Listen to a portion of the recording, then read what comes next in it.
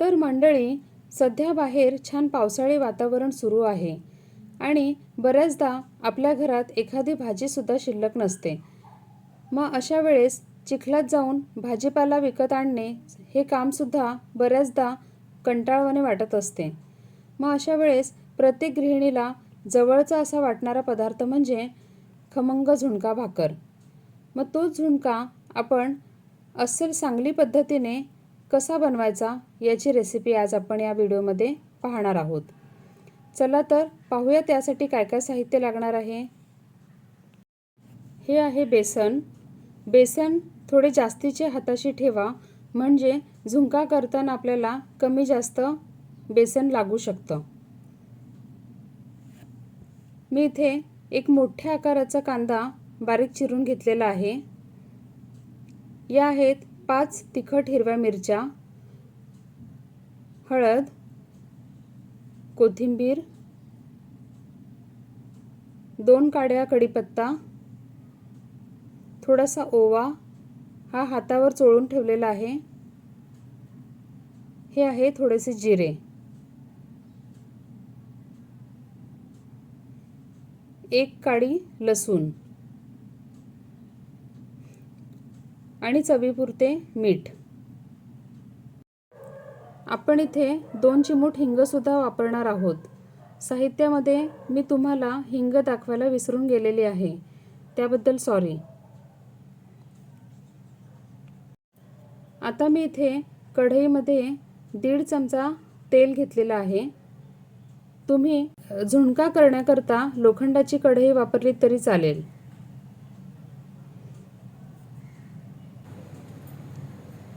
आता तेल छान तापलेलं आहे आणि यामध्ये आपण घालत आहोत कांदा. एक टीप इथे लक्षात घ्या, आपल्याला सगळ्यात आधी ठेचलेला लसूण तेलामध्ये घालायचा आहे. मी इथे विसरलेली आहे, पण तुम्ही विसरू नका. आता मी ॲड केलेली आहे मिरची. एक टीप इथे लक्षात घ्या, जेव्हा कधी तुम्ही ही रेसिपी ट्राय कराल तेव्हा मिरच्यांचं प्रमाण थोडंसं जास्तीचं ठेवा, कारण या मिरचीमुळेच ही रेसिपी खमंग होते. आता मी इथे 2 काड्या कढीपत्ता सुद्धा ॲड केलेला आहे.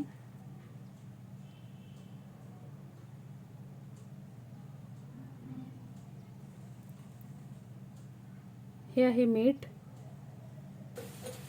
मीठ आपण आताच घालत आहोत, म्हणजे कांदा छान मऊ शिजला जातो.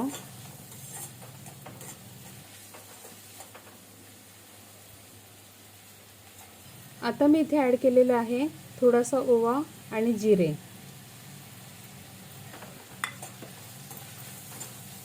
आता हे छान मिक्स करून घेऊयात.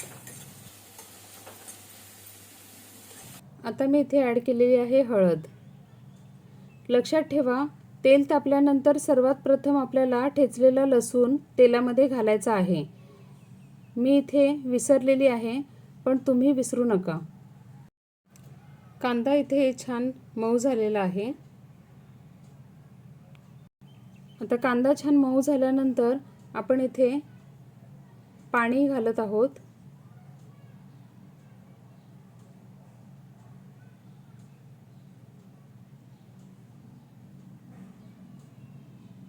मी इथे 2.25 ग्लास पाणी ओतलेले आहे, कारण आपल्याला इथे पातळ सरसरीत असा झुणका बनवायचा आहे.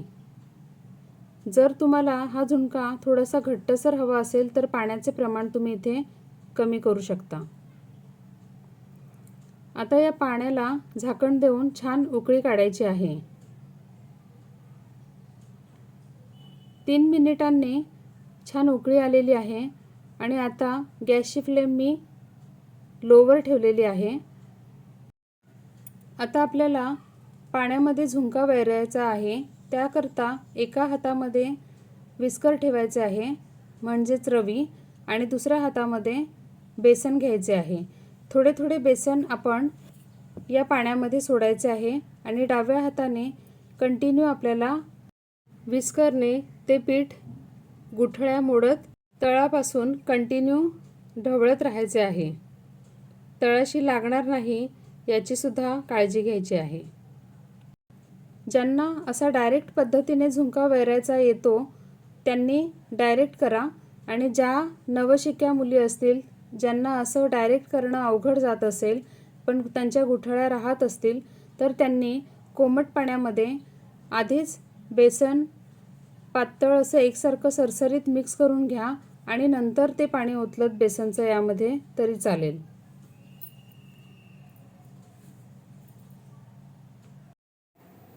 पीठ वैरताना त्याच्या दाटसरपणाकडे सुद्धा जरूर लक्ष द्या.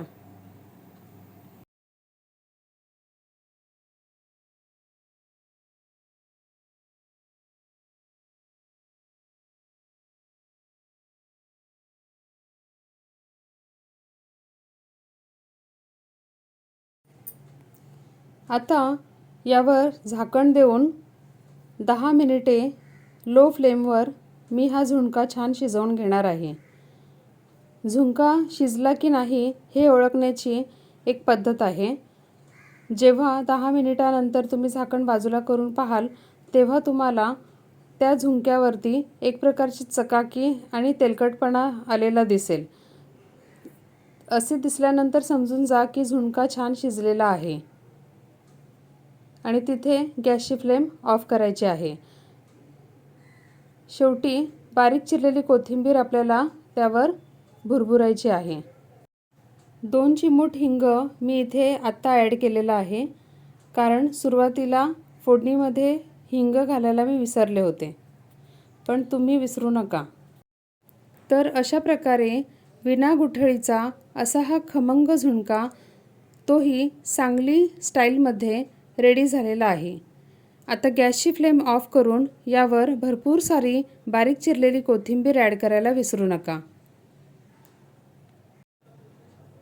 हा झुणका तुम्ही भातासोबत सुद्धा खाऊ शकता, भाकरीसोबत सुद्धा खाऊ शकता. शिवाय जेवताना सोबत कांदा ठेचून घ्यायला किंवा कापून घ्यायला विसरू नका. जर तुम्हाला माझ्या सर्व टिप्स आणि ही रेसिपी आवडली असेल तर पटकन लाईक, शेअर आणि सबस्क्राईब करायला विसरू नका. आणि एकदा तरी जरूर तुम्ही ही रेसिपी ट्राय करा आणि कशी झाली ते मला कमेंट बॉक्समध्ये लिहून सांगा. चला तर मंडळी, भेटूयात लवकरच पुन्हा एकदा एका नवीन रेसिपीसोबत, छान अशा टिप्स घेऊन. तोपर्यंत खात रहा, खुश रहा, आनंदी रहा आणि जयास किचन हा चॅनल पाहत रहा. व्हिडिओ शेवटपर्यंत पाहिल्याबद्दल मनापासून आभार.